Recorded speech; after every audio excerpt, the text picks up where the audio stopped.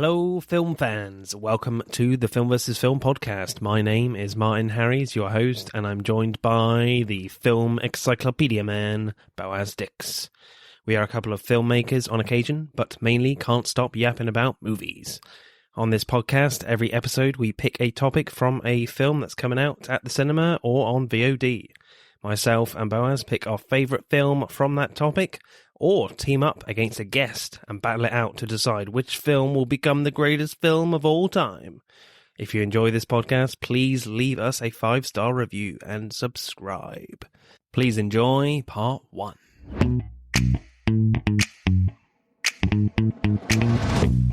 This episode, we got a bit of a change of plan, people, as we were supposed to do Timothée Chalamet films for June Part 2. I lost the guest for that one, so I decided to change things up and do a Legends episode just in time for Halloween weekend. So we are doing the legendary filmmaker from Canada. Yes, that's right, David Cronenberg. So we'll be having a look at his films for this episode. And I am joined by a record-breaking appearance from the World of Horror podcast. Their third time on the pod, Christina and Quinn. How are you? Doing very well, Martin. Thanks for having us. Yes, thank you so much for having us. Awesome. So tell us about your podcast and where can we find you? We are World of Horror with Mom and Mac, and we look at a subgenre of horror each time, and we pair an international film with an American one. And usually Mac is my co-host, but every once in a while I drag Quinn along with me because she actually has some bona fides in that she teaches film and has a lot to say about thrillers from like Hitchcock and movies that I don't have as much experience with. And so I'm very happy that Quinn can join me today. David Cronenberg, then, he's one of my favorite filmmakers for me. He kind of started off with some really hardcore body horror stuff, which is great. And obviously his most famous one being The Fly. I do love that one. And there's all sorts of great horror films from him. Then his kind of filmography kind of went a little bit away from certainly the more physical horror side, like A Dangerous Method and A History of Violence, Cosmopolis. That's a bit of a weird one. But then his latest one kind of went back to the really weird kind of body horror one, which I think he wrote a long time ago. Yeah, Crimes of the Future was his return to his body horror roots, I guess. Yeah, he's got a very varied filmography. And I'm certainly no expert in Cronenberg, but I do like it that he's sort of all over the map. There's Naked Lunch also, which is one of my favorites of his. And of course, the two we're going to talk about today are bangers. Yeah, absolutely. You a big fan of Cronenberg, Quinn, or? No, not really. Actually, every time I watch a Cronenberg movie, I go and scour IMDb and I'm like, weird stuff. But then I'm so taken aback by his range. I mean, and I absolutely respect him quite a bit, but I don't love him. I mean, his stuff is hard to watch for me, very uncomfortable, but I think that's part of it's absolutely part of his genius. I don't know. These two movies, though, I think they're going to be interesting to talk about for sure. Yeah. He's not in my top list, but what he does, he's so great at, and I respect that. And I really actually like Brandon Cronenberg. Yeah, I watched Process. What's it called? Possessor. Yeah, that's the one. Yeah, I love that. That was amazing. Didn't realize it was actually the uncut version. I was like, whoa, this is super violent. Oh wow. Yeah. Yeah, so that's quite an experience, that movie as well. I'm a big fan of that one. Have you seen Infinity Pool, Martin? Not yet. I do want to watch that. It's got our girl Maya Goth in it. Yeah. Kind of the new Scream Queen at the moment, yeah. I would say. She's amazing in it. I liked that movie more than I think I should or thought I would. It just surprises me just because, I don't know, sort of the story that it tells, but I really enjoyed it. Then we just watched it recently again for Squad, and I think I came out of it being the one that liked it. Not a fan of that then, Christina? It's fine. I really was knocked back on Possessor. I really loved it. It was one of my favorite movies of that year. And I've seen it maybe 4 times or something. But yeah, Infinity Pool, the performances are great, but otherwise I didn't really like it. Your choice then, guys. What did you go for David Cronenberg films? We went for Dead Ringers. Nice. So why did you go for this one? Any other films in contention? Or we did a podcast ourselves on the fly, and that's one that's near and dear to our hearts. And I think really this is maybe our second choice in terms of other movies. I also really love Existenz, which at this point is a lost episode for World of Horror, but hopefully we'll be able to re-record that episode. But cool. This one is fantastic mostly because of the performance of Jeremy Irons. And it's a super creepy story. Yeah. I mean, I've seen this. I don't know when I first saw this. I think I was in college when I first saw it. But seen it quite a few times. And this one, every time I watch it, I feel differently about it. I'm interested in seeing Existenz. I have not seen it. It's silly for me to judge Cronenberg because I haven't seen his whole filmography. But and I'm interested in seeing others. And I'm really interested in that one. I think for me with Existenz, like it looked a bit goofy for me, especially with because it's all about like a VR game, yes. Isn't it? And we have like VR gaming now. So, and I do actually have a VR headset at home. So I thought it could look a bit silly to me. So I didn't pick that one. But for Dead Ringers, I didn't really actually know much about this film. I know there was a recent TV show with Rachel Weisz. I definitely want to see that. I was a little bit disappointed with this, I must say. Cover your ears now, I guess. But I loved Jeremy Irons in it. I thought he was incredible playing, these identical twin characters, Bev and Elliot. I think my expectations were super high, and I've heard a lot of great things about this film. And yeah, maybe I was just expecting a bit more weirdness, a bit more like typical Cronenberg gory weirdness from the film. There's a little bit here and there, but and there's some screenplay issues I have, which we'll get into. So what happens in Dead Ringers, guys? Who wants to have a little read of the plot? Dead Ringers tells the story of Beverly and Elliot, 2 gynecological doctors who become quite acclaimed in Toronto in the context of the movie. They are weirdos, and they also have some creatively creepy ideas about tools that they should use in their practice. Yes. Bev is the more reserved brother, and Elliot is the guy who goes out and gets all the grants and makes all the speeches. And we learn that they have a practice of sleeping with the same woman, and that comes into play. And the twist, I guess, is that Beverly falls in love with her and also becomes addicted to medicine at the same time, and things take off from there. Is that okay?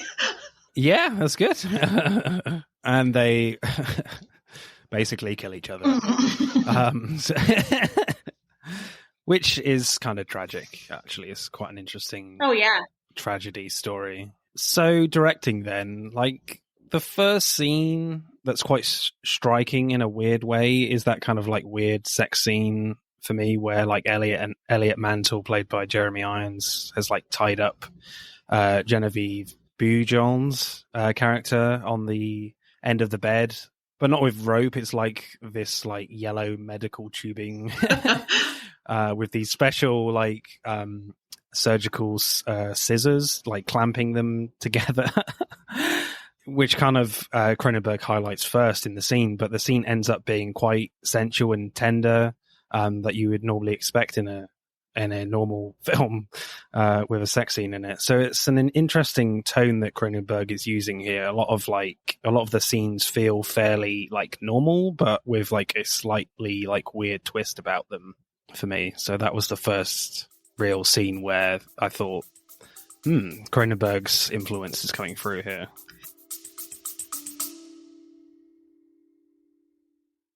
Hey, I'm James Lovino, and I'm here to tell you about Alternate Sides, a movie podcast with a twist. I've worked in the film business for 2 decades, but I haven't actually seen that many movies, and this has been driving my frequent collaborator, Sam, a self-confessed film snob, crazy. So every week, while he's stuck in his car trying to avoid getting a parking ticket, thanks to New York City's alternate side parking regulations, we discuss a classic film I've finally just gotten around to seeing. Alternate Sides, a new podcast about movies, parking, and a 25-year friendship, wherever you get your podcasts.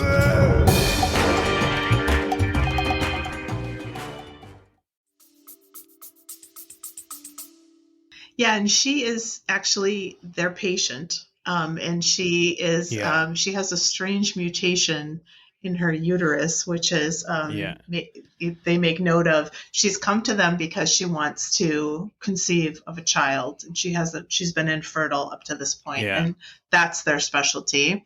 But she has some personality quirks that definitely come into play as well. I know what you mean. It's like, it seems like a pretty straightforward drama at times, but there's always like something a little bit off or a little bit strange in the scenes. And so I guess that's just, his fingerprints showing in the film. Yeah, I think I feel that way too. And like I said, I've seen it different times and I felt very differently about it each time that I've seen it. This time it was just so tragic, more than anything, it was more than shocking, more than horrific, more than this imagery that is really uncomfortable and awkward. It was just tragically sad. I think Cronenberg does an amazing job, and I know it's based on, a book and other twins that are not so much like this, but he does such a great job of really asserting the dependence that they have for one another and showing that. And I think that's hard to show. That's not something that's easy to visually show, but he does it so well. I mean, so much of it, I think, is Jeremy Irons, of course, and how he's able to play these really different people. I've been confused. I remember being confused by this movie in the past and feeling like they weren't different enough, or it was so subtle that it was hard to tell sometimes, but I didn't feel that way this time. And I think that's what made it maybe more tragic, even because they are very different. So you feel like they have a chance of survival, maybe because they're not exactly the same or subtly different, but they have no chance of survival on their own. Yeah, it's interesting with Cronenberg's directing of like how he distinguishes each twin. Like certainly in the beginning and the end, like there's a conscious effort, I think, from Cronenberg to make them feel like they are like one and the same person kind of thing. Whereas like the middle act, I would say for me, it's quite clear who we're watching, even though like they're not named specifically in the script during a particular scene. Like, oh yeah, it's Bev right now because he's crying his eyes out or shaking because of his drug addiction, or whereas Elliot certainly has this kind of egotistical quality to him. He's very successful at his job. So like there's a clear difference for me. I think it's easy to, in the beginning, feel like you could maybe put more faith in one of them. And that's what, for me, the TV show, of course, I did watch it because I'm interested, and wanted to see what they did with it in a longer format. Also wanted to see what they did with it as Rachel Weisz being the lead. And I think for that one, there really was more of one of them could do it on their own and the other couldn't. It felt that way. It doesn't feel that way with this film. At some parts you maybe think, okay, maybe I think Ellie could handle this all. Or sometimes at points Bev maybe, but really it's never a clear voice of either one of them. And that idea will diminish like 2 minutes later for me. Be like, nope, they're not. And I like that. I think he did a great job with that because it's very honestly played and it picks with you or, messes with you, I think, because you're trying to go down a road and you feel like stopped, and then you get back on a different road, and then you go down another. And I think it's cool. I think he takes you on a journey, but it's subtle. Yeah. I think from like a horror, like visual perspective, like in that final surgical scene, it didn't go like far enough for me when like Bev is using like his new specially made like mutant tools. Oh, really? Like all you have is like Bev using one while being really high, and he just cuts like the patient on the table and then dives onto the patient to like breathe in the gas from that mask. Like you don't even see where Bev like cut the patient. And I don't remember seeing much blood. So this makes me sound like a real bloodhound, but there we go.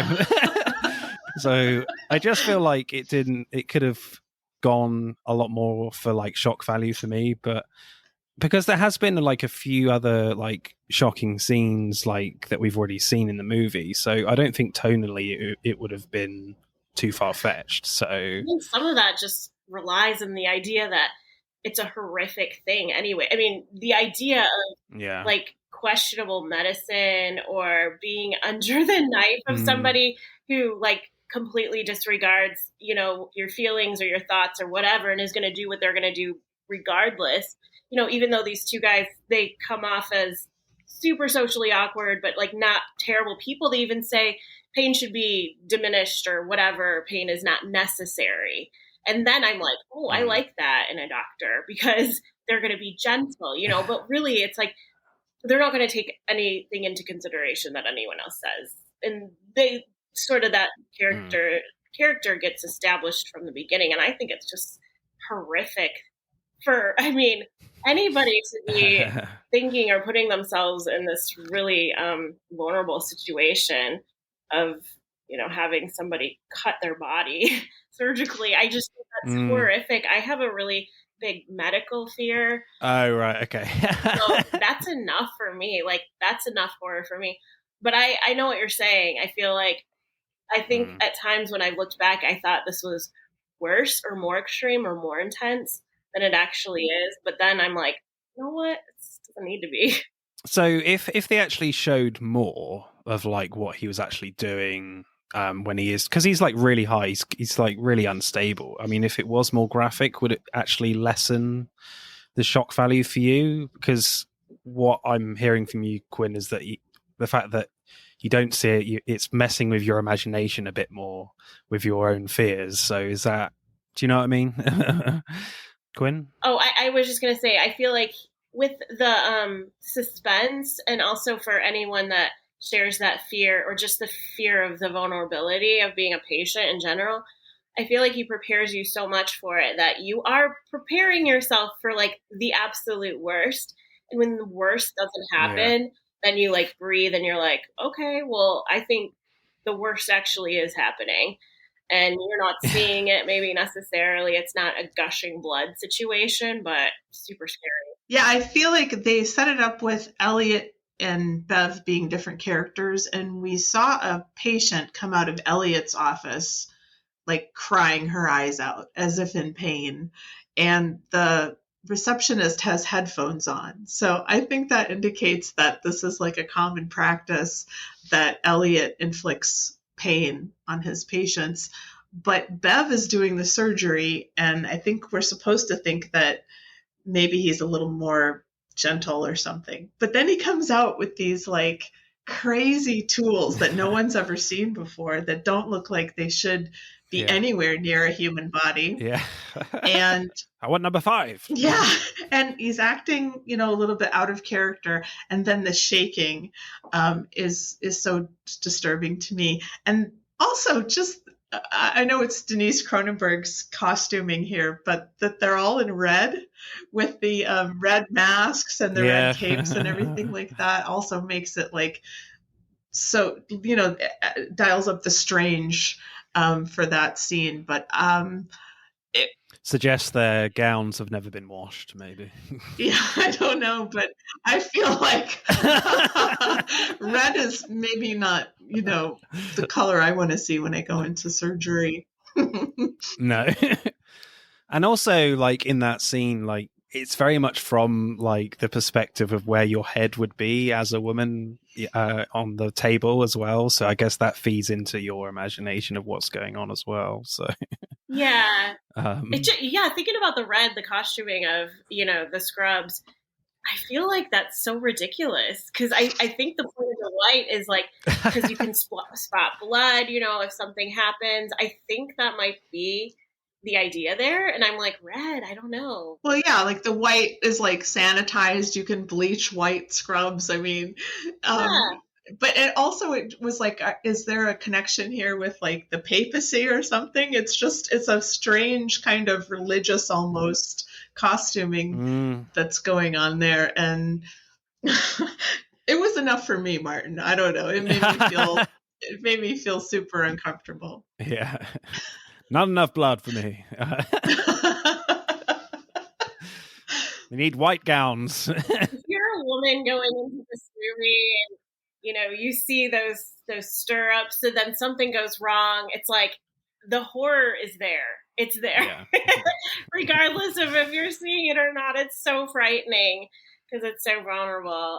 But I mean, I think anyone would feel that way about it though too, I think. But yeah. Favorite scene or shot, Christina? Oh gosh. I love it at the end when the two brothers are both addicted and there's a scene where they just walk through the through the shot and then the camera. I was trying to figure out, Martin, as a filmmaker, maybe you can explain how they did that, because I felt like the camera was almost moving right to left as the actors are moving left to right. I'm not sure, but there's a strange sensation as the brothers are walking through their apartment, one behind the other, just sort of swallowing these pills. Well, it's definitely on like some sort of track, I guess, and I maybe need to see it again. That's okay. I mean, it's nice the way. I mean, I would like to know how they did all the doubling because sometimes it's very obvious, but in this case, it does look like the same actor doubled. Yeah, I don't know how they did that. Certainly when the camera is moving. So you can definitely tell as well. I feel like sometimes David Cronenberg is a little restricted of what he can do because obviously Jeremy Irons is not a twin. So, there's a lot of scenes, certainly in the beginning, when they are supposed to be kind of very similar personalities, very similar people, that there are some shots with them just sitting down, but there's like no wide shots. It's just close up to close up, a one-er to a one-er all the time. So that was a little bit noticeable. It wasn't distracting or anything, mainly because Jeremy Irons is just amazing. He's a tremendous actor, but you do kind of notice it a little bit. Quinn, favorite shot or scene? I love that scene that you just brought up because I noticed that this time too, just like really... it stopped me in my tracks. It was just interesting. But I think my favorite scene is near the very end when Ellie is dead on the table and Bev is just sort of pacing and saying, Ellie, Ellie. But then it's like, it's not in a questioning manner anymore. Then it becomes more of a statement. It's like, Ellie. And it just changes. And it's haunting. I was really fascinated with that scene. I mean, even though it's horror. I mean, you're at the very end and the horror has occurred and you're just like, you guys really did this, and it's a haunting scene, I think. So simple, so haunting. I think that's definitely a shot that's very purposely restrained from David Cronenberg because, you never really get a good look at like the blood and guts of Elliot's insides or anything. It's just very much in the background, never really in focus, but it's very clearly there in the shot in the background. I mean, Jeremy Irons is amazing in that as Bev. He very well knows what he's done for me, in my opinion. He's making a very conscious effort, that character, to not look at what he's done. So yeah, it's just an incredible performance just the framing of that is brilliant. You probably can guess what my favorite scene is. there aren't like that many moments of like shock or body horror in the beginning, but when it does come, it's quite shocking. It's during like a dream sequence with Beverly and Claire in bed together, and then all of a sudden we see Elliot just lying there next to them.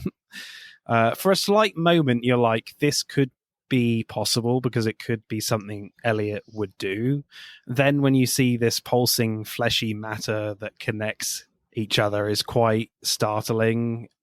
One, because it's basically comes out of nowhere, and two, it just looks horrible. And when Claire decides to like bite it, that's some gory stuff right there. I was like, whoa, okay. Yeah, that one is really powerful. Yeah. And I think you're exactly right. Like the first time I saw it, I think I'm like, oh, okay, they're both in bed with her. Not out of the realm of possibility, given how Elliot is. Then when she bites it, which I guess we'll talk about that in the next film too. Yeah. What is it? What is it with Cronenberg and that? It's like really gross. Yeah. Oh, God. I can just imagine him directing. It's like, yeah, just do what it says in the script. Bite it. Just, yeah, then calling for lunch or something. Yeah, and lunch. Yeah. So directing score for me. Again, I kind of talk about this a lot on the podcast, but I think it's always very underrated where directors kind of keep it very simple. I always appreciate that. And sometimes directors can go too crazy with camera work and you're just like, whoa, hold on. Whereas this story is very much a character study, I would say. And you don't want too much craziness with the camera and too much madness. But when it does come, it is really kind of effective here. As I said, it is a little bit noticeable sometimes when clearly Jeremy Irons is not a twin, and you've got a lot of one-er shots, single shots on Jeremy. So yeah, I think I'll go like an 8.3 for me. Oh, that's higher than I thought you were going to go, Martin. Okay. I just spoiler. I don't think we're going to blow up your leaderboard this time. Okay. We're sort of famous for that. That's why I didn't go for The Fly, because you were like, we think that film's perfect. So I was like, okay, so it's all clear now. No, I think that what he did for, especially at the time, it's 88, isn't it? I mean, I think he pulled off a lot of really cool techniques for the time. And I don't know what he told his actors to do, because I think they're all really good. I mean, I think in the 8 somewhere too. What do you think, Queenie? Yeah, I would say too, 8. 8? Just 8? Yes. Okay. Or 7, 8. I'm going to go 7, 8. Can I go 7, 8? Oh, well, we have to sort of like agree. Do you want to go 7.9? No, let's go 8, because you said somewhere in the 8s. So okay. I said 8. So 8, because going lower would be too much of a compromise for you. Okay. And I respect you too much for that. Right.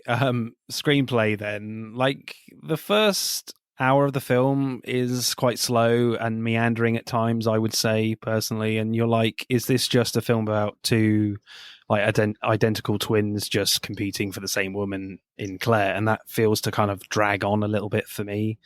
Mm-hmm. So it wasn't that engaging personally. So there's some interest there with that dynamic of whether Claire will notice that they're twins. So I was pleased that Claire finds out that she's dating twins, and we move on from that story. And then the film starts to evolve with how like different and separated Elliot and Beverly are becoming. Beverly starts to become addicted to drugs and feels depressed, and Elliot is becoming more successful in his career at the hospital. So I like the fact that there's no like real plot here, and it's about these two characters that are drifting apart, which creates some interesting unpredictability when, films do that. I kind of really like that aspect. But yeah, I think beyond that, that's where my kind of problems lie. So from like that point on, I feel like the film is trying to make out that in whatever like social or professional state these characters are in, they have to be like on the same level to be happy and satisfied in their lives, effectively acting as one person. But when things start to spiral out of control for Bev, where he genuinely falls in love with Claire and he feels like she's cheated on him, and then develops a drug addiction, whereas Elliot kind of stays on the same level of being like the egotistical, successful one. But my problem with the film is that I feel like we focus too much time on Bev's problems and Elliot gets left behind in the story for me. So there's not enough for me of Elliot's reaction to how he's dealing with Bev's problems. So when Elliot says to his like co-worker / lover, Beverly and I just need to get synchronized. Once we're synchronized, it'll be easy. So I was never fully convinced that this rang true in that decision making. Maybe the film is trying to make this point that sometimes you're not sure who you're actually watching from scene to scene. But for me, I thought it was pretty clear who was who from scene to scene, even in that kind of second act. So yeah, that was my main issue with the film, really. That's a really good point. I mean, I feel like after Beverly goes back with Claire and Ellie is left alone, we don't ever see him until Bev comes back to the apartment, and we see it in the disarray that it has become. But we don't see Elliot's breakdown at all. And I think it's a very powerful moment when he walks into the apartment and there's garbage everywhere. And apparently that was taken from real life. But right. Yeah, you make a good point that I had never really thought of. We sort of just go with Bev after he goes with his girlfriend. Yeah, we don't really see what happens to Ellie. I guess I just kind of assumed that he was fine. And then when we see that he absolutely is not fine, it's kind of a shock. I mean, there are some subtle scenes there where Elliot is kind of starting to take drugs more like Bev, but obviously not to the amount that Bev is taking drugs. But yeah, I feel like we don't have enough scenes with just like Elliot alone by himself, dealing with his own struggles, dealing with what Bev is going through on a personal level. It's all very reactionary from Elliot. What do you think about that, Quinn? Yeah, actually, I agree 100%. I think it's a disservice to the audience there because for me, and I know this is something that I've always felt with this movie, I never buy what happens in the end. I never buy that Ellie is going to synchronize by lowering himself and becoming addicted. Like, I just don't buy that. Yeah. And I think absolutely right. The reason I don't buy it is because we don't have enough of that evidence. We're just kind of lingering with Bev, and Bev makes us really nervous. I mean, I think he makes me way more nervous than Ellie makes me, but we have so much more screen time with him, and we don't see, I just don't believe that Ellie would do it at like the height of his career. But I like what you said about, their synchronization and the need to, if like they have to, in order to be like a successful one person, they have to be like on each other's level or contributing the same amount to be, because if one of them is off, then everything, I guess nothing will work. But that's always been trouble with this movie, I think, because it just sort of, it's so quickly, devolves into this complete madness that like I can go there with him because I feel weird and awkward and uncomfortable through the whole movie. So it's easy for me to go there emotionally, but I don't feel like I'm really taken there because of the screenplay, like, or because of the time that we're spent. I think that is a disservice to audiences because even just a couple of scenes where we like see Ellie kind of, struggling more, or a couple of more scenes, then I would buy it and I would be like more apt to stay with him and stay more into the movie. Because I think at the end it's like, whoa, what's happening? It's also the pacing, I believe, because what you said, it just doesn't stay consistent. It's such a slow burn in the beginning and then it's so quick. And because there really isn't a plot, I love the slow burn of it. If we stayed that way, with consistent pacing, I think it would be, I don't know, easier to accept it all. But that's also a risky move to like break up your pacing like that in such a way. So, I mean, maybe he's just completely genius. I mean, he is, but I don't love that at the end, because I never feel like, I just feel like I'm watching craziness occur. But really, it's been like built up, but not built up enough for Ellie. Because I feel like Ellie kind of gets to that point of a serious drug addict on Bev's level very quickly. There's not like a clear development of how he got to that stage, whereas you do see that with Bev. And also, I feel like they just spend a lot of time with Claire, like in the beginning, both of them dating the same woman. There's a lot of that. Whereas I felt like they could have moved on a lot quicker from that and spent more time with Ellie post that situation. So yeah, I did like how the film effectively goes full circle where they do become in sync, both as drug addicts. I like that kind of concept, but obviously it's not entirely satisfying, I don't think, in their trash department. But it ends up being kind of sad as they both die, reflecting like the Siamese conjoined twins story and how they died.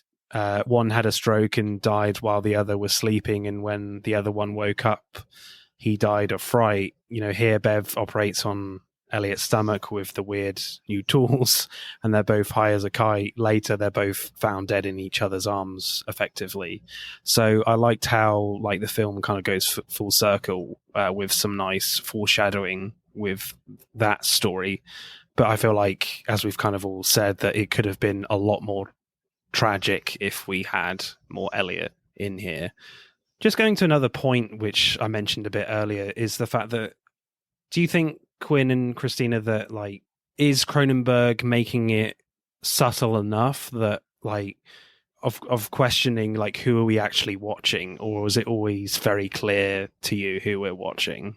In terms of like, because we all kind of feel there's too much, well, there's not enough Elliot, but is Cronenberg on purpose like putting some doubt there, or is that just nonsense?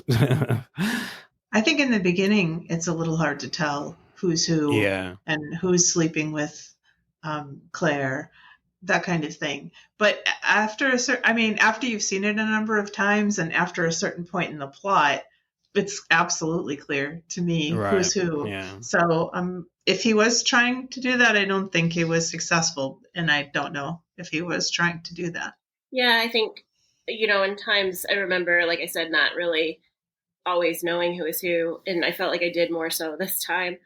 I also feel like, looking back objectively, that I understand who Ellie is more than I understand who Bev is, regardless of the idea that there's so much less time spent with Ellie.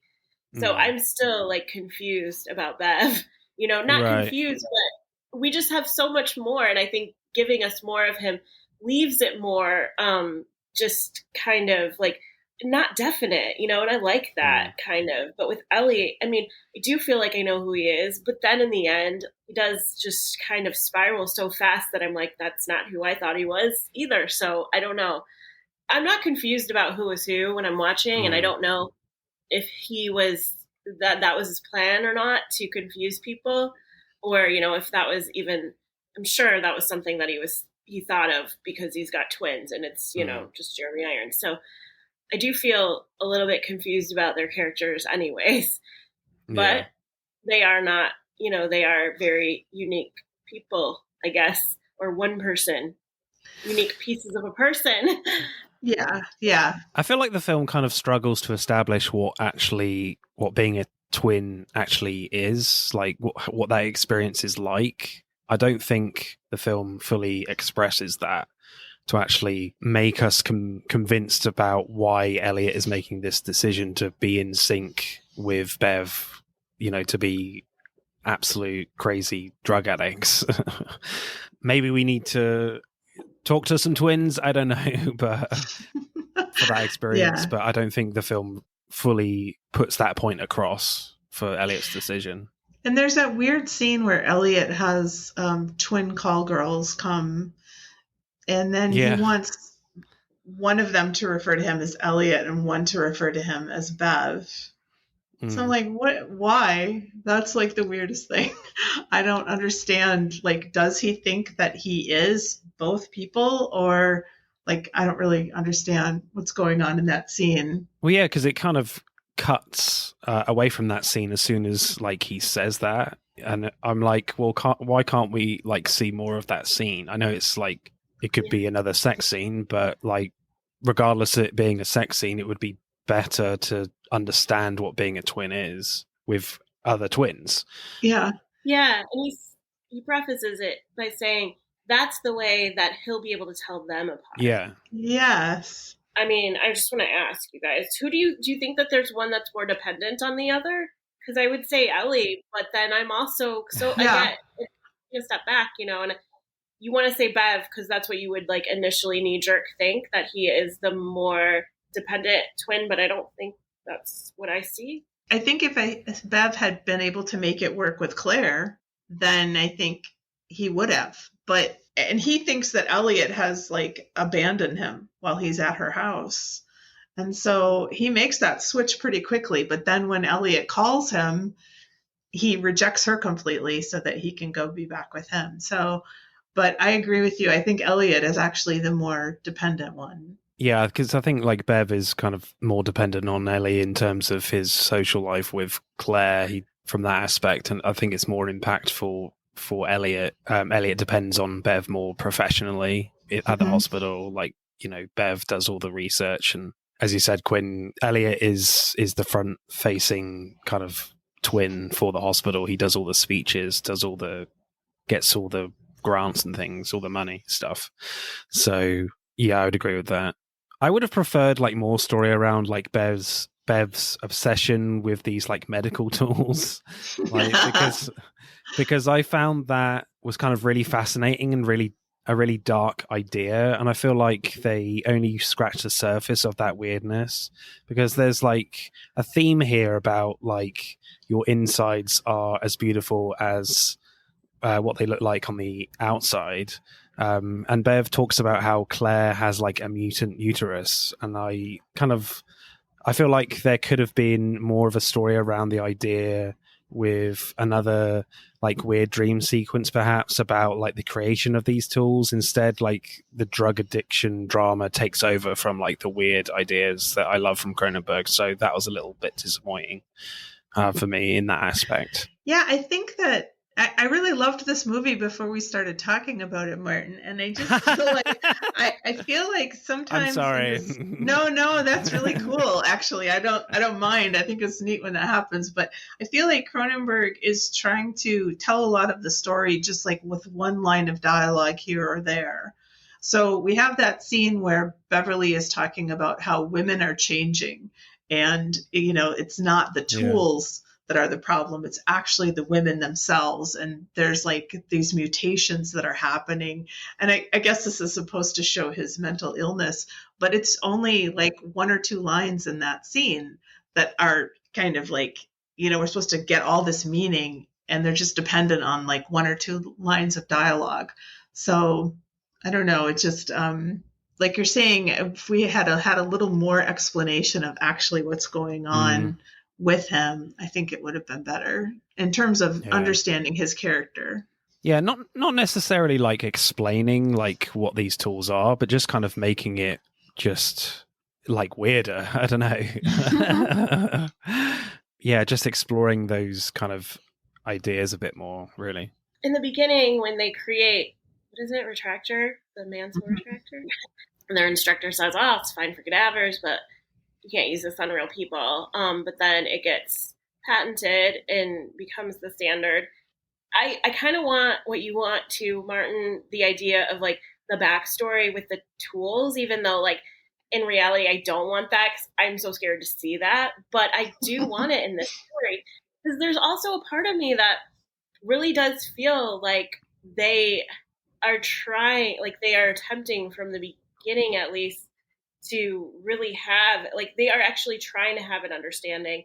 Part of me does feel like they are kind of, or at least Bev, maybe not Ellie, because I know, Christina, you made the point about Ellie's patience sort of leaving the office in tears. When I saw that, I just thought he was being really insensitive, but I didn't think like physically, harming or that there was physical pain. I thought it was like emotional anguish, because he was probably like telling it like it was, or telling it in the only weird, socially awkward way he could do.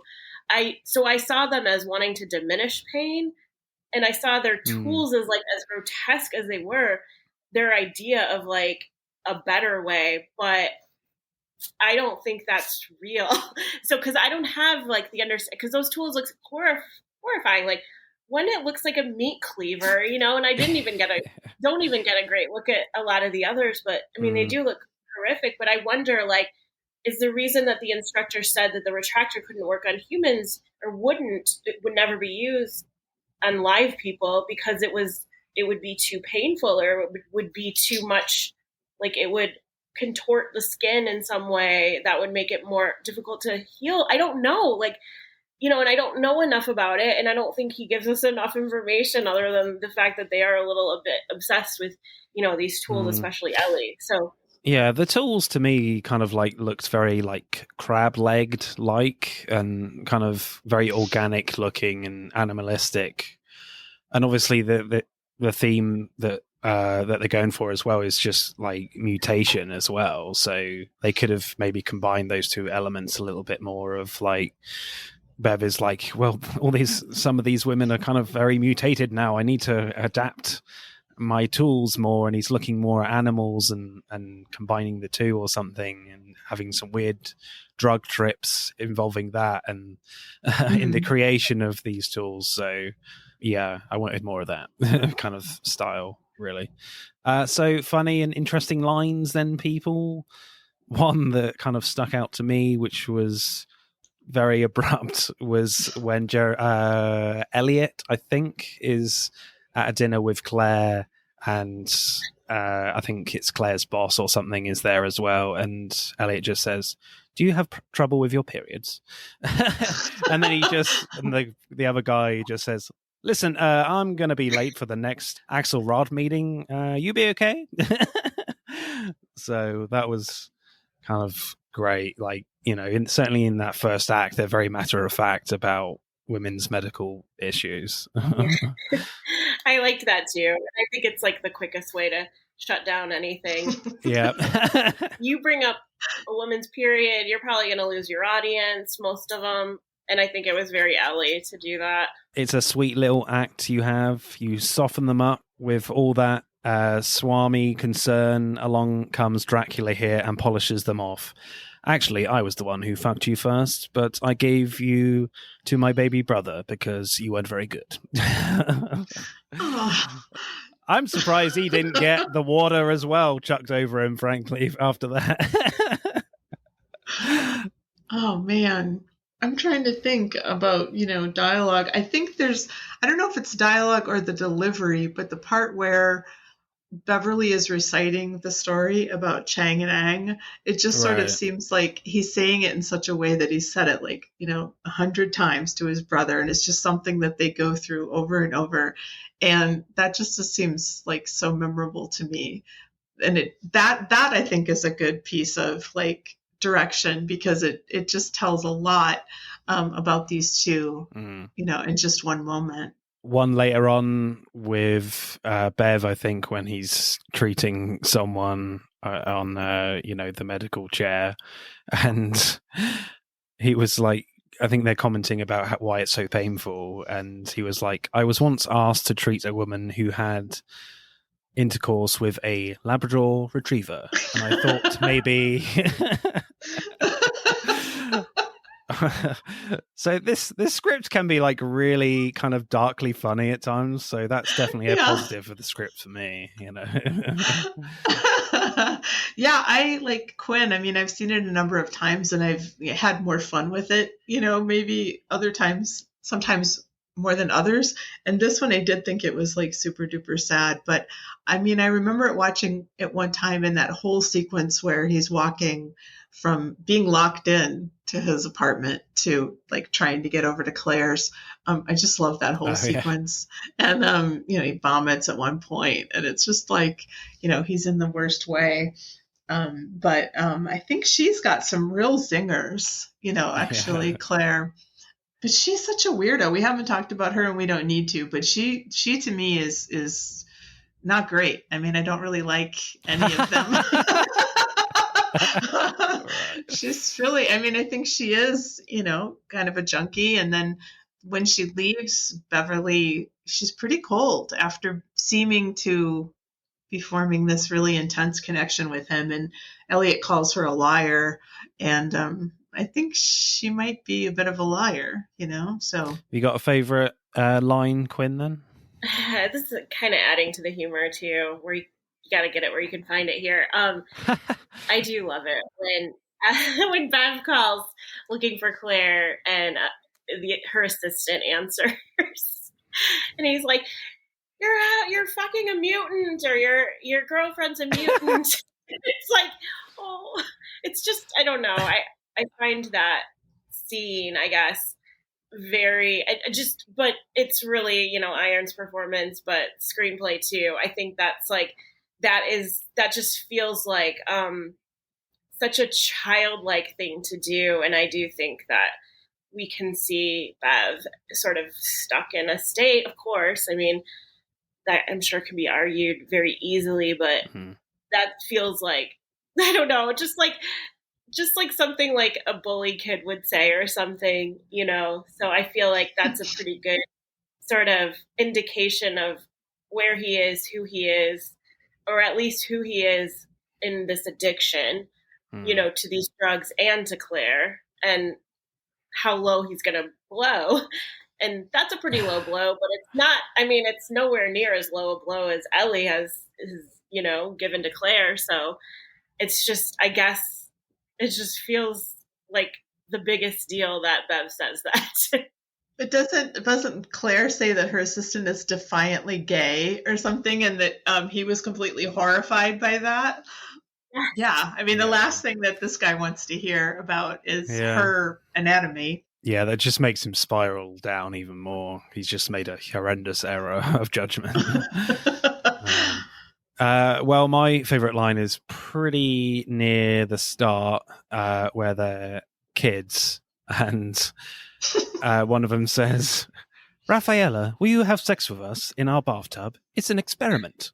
And then she says, "Are you kidding? Fuck off, you freaks. I'm going to tell my father you talk dirty. Besides, I know for a fact you don't know what fuck is."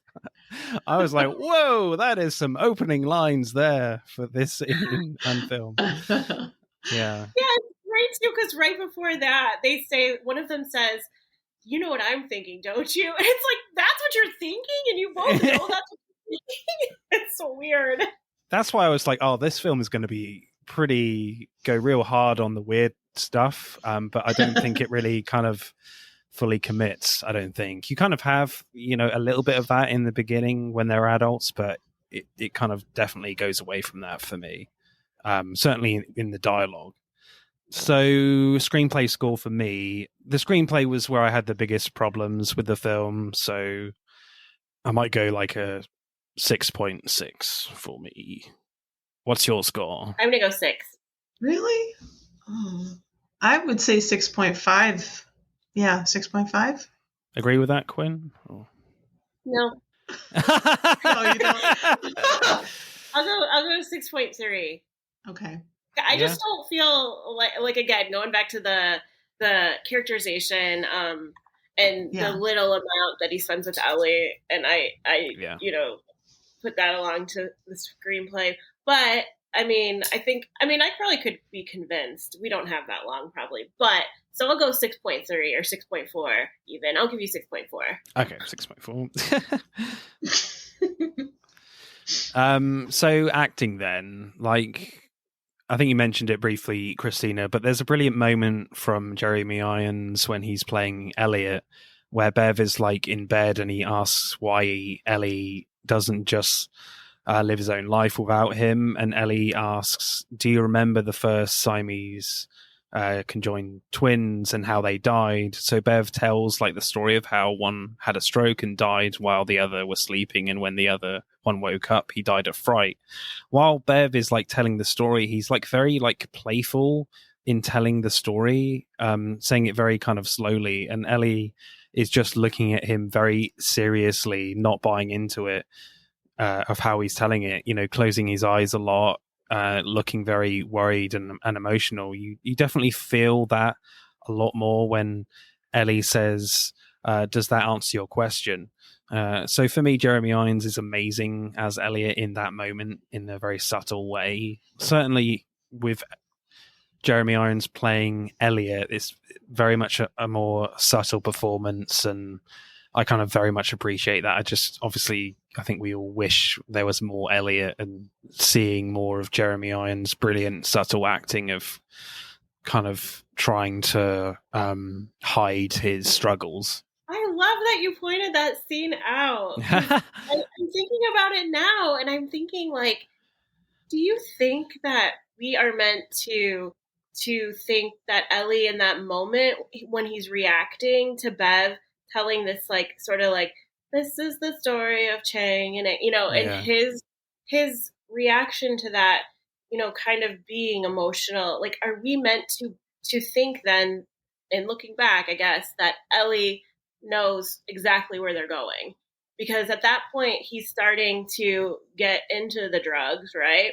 Or he's going a bit hard, and he maybe knows, he knows Bev obviously as well as he knows himself. So he knows maybe what Bev is capable of, and maybe that Bev can't push the brakes, and that he's going to have to go down with him. And he maybe sees it in a way that is like this horror of seeing a vision of your future, that you have to do this, because if this person slips up, you have to meet them, and he's slipping up. Yeah, so, it just becomes more of a shame that we don't really see as much of Elliot as we do. But I think with Jeremy Irons in general, it's just amazing. For most of this film, like, he's acting with a body double, like, someone, well, I don't know who it is, but I very much doubt that, like, he's just talking in front of no one. So it must be such a difficult job, this, for him, throughout the whole movie. I really can't imagine anybody else in this role, and I just think it's masterful. I don't think he overacts, I think it's all very authentic and real and engaging, and I just love his performance, and it's hard to think about anybody else kind of doing this. I think that there aren't really that many other characters in the film, to be fair. Yeah. Geneviève Bujold obviously does a fantastic job too, as this kind of weirdo, and I'm not really sure, what kind of direction she got. I was on her side, and I was there when she confronted them in the restaurant and everything. But when she was alone with them, I thought, she's a bit of a whack job. I'm not really sure about this person, but I found her engaging the whole time.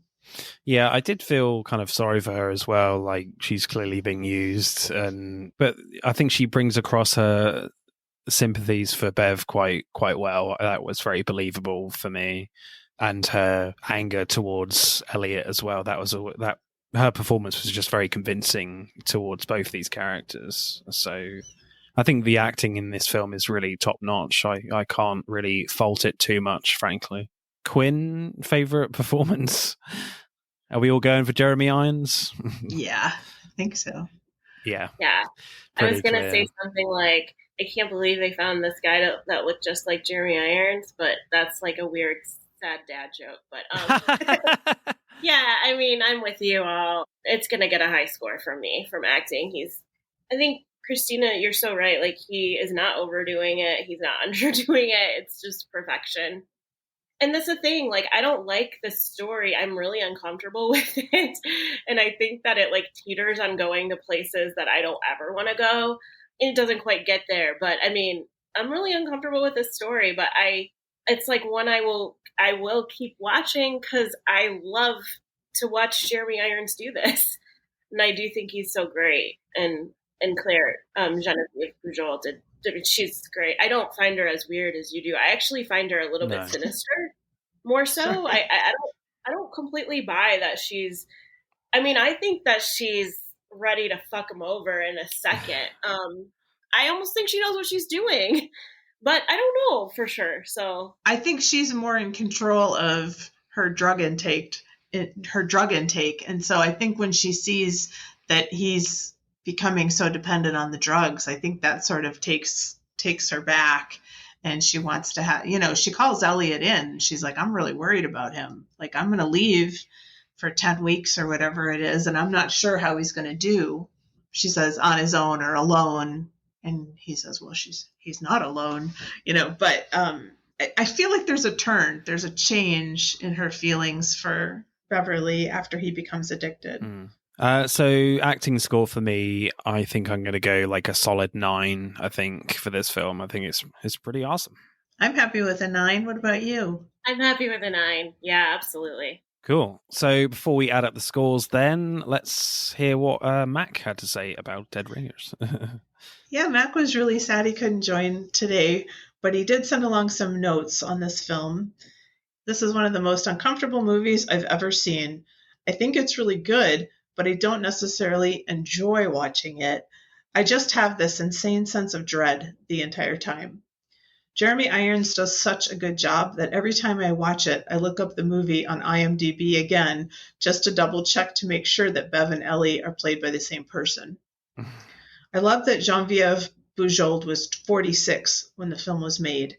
She is obviously a very beautiful woman and presented as a super beautiful Hollywood starlet, and at the same time has noticeable wrinkles and whatnot. It is just refreshing to see an age-appropriate counterpart when there's romance involved. Medical horror, especially gynecological medical horror, is just too scary. The first time Bev begins to shake because of his drug addiction during surgery, it freaks me out every time. I'm legit about to have surgery at my OBGYN in a few weeks, and perhaps watching this movie hit a bit too close to home. The idea that you can be so utterly defenseless and have someone so not right in the mind and body operating on you is scary. The one dream sequence when Bev and Claire spend a night together and Ellie suddenly appears and watches is so uncanny. You don't fully know if it is reality or not, and Claire eating the growth between them is so nasty. There is a hilarious SpongeBob moment where SpongeBob holds Squidward and goes, "We're like brothers, only closer," and lifts his shirt to reveal a pulsing growth connecting them. And I wonder if that was inspired by this movie. He included the clip. Here are some of my favorite quotes from the film. "Claire, I've been around a bit. I've seen some creepy things in the movie business. This is the most disgusting thing that's ever happened to me." Elliot, I doubt that. I've often thought that there should be beauty contests for the insides of bodies. Best spleen, most perfectly developed kidneys.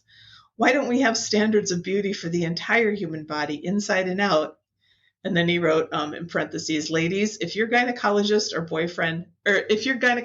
boyfriend says this to you, run." I was hiding from the wrong person. Bev to Ellie. "I do everything for those bimbos except take them home and stick it in them." Crowd. Shocked gasp. Anyway, those are Mac's notes on this film. Awesome.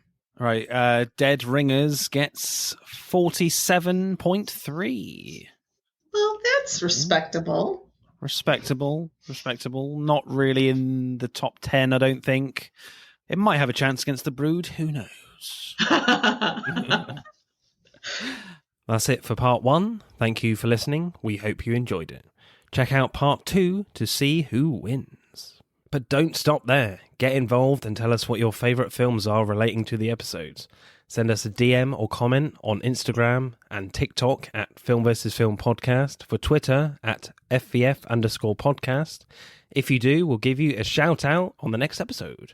If you're feeling really generous, you can buy us a one-off coffee at our Buy Me a Coffee account. Remember, please leave us a 5-star review and subscribe. Pod signing off.